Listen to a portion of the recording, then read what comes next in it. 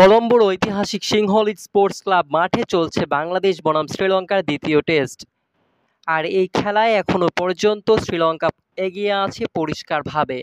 প্রথম ইনিংসে ব্যাট করে মাত্র ২৪৭ রানে গুটিয়ে যায় বাংলাদেশ।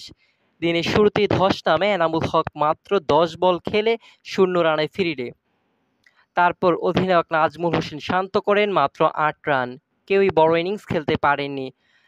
সাদমান ইসলাম সর্বোচ্চ ৪৬ রান করলেও তা দলের জন্য যথেষ্ট ছিল না। লিটন দাস ৩৪, মুশফিকুর ৩৫, মিরাজ ৩১ ও তাইজুল ৩৩ রান করেন।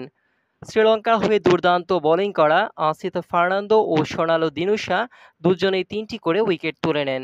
এরপর ব্যাট হাতে নামে শ্রীলঙ্কা এবং শুরু থেকে আধিপত্য দেখাতে থাকে। ওপেনার পাথুম নিশাঙ্কা খেলেন অনবদ্য ১৫৮ রানের ইনিংস। চন্দিমাল যোগ করেন ৯৩ রান আর কুশল মেন্ডিস করেন ৮৪।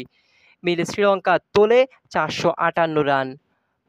বাংলাদেশের হয়ে তাইজুল ইসলাম একমাত্র উল্লেখযোগ্য বোলার যিনি ৫টি উইকেট নেন। নাঈম হাসান পান ৩টি উইকেট আর নাহিদ রানা তুলে নেন ১টি।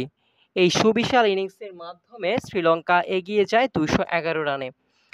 এরপর ফলোঅনের সংখ্যায় পড়ে বাংলাদেশ। দ্বিতীয় ইনিংসে ব্যাট করতে নেমে দিন শেষে ৪ রান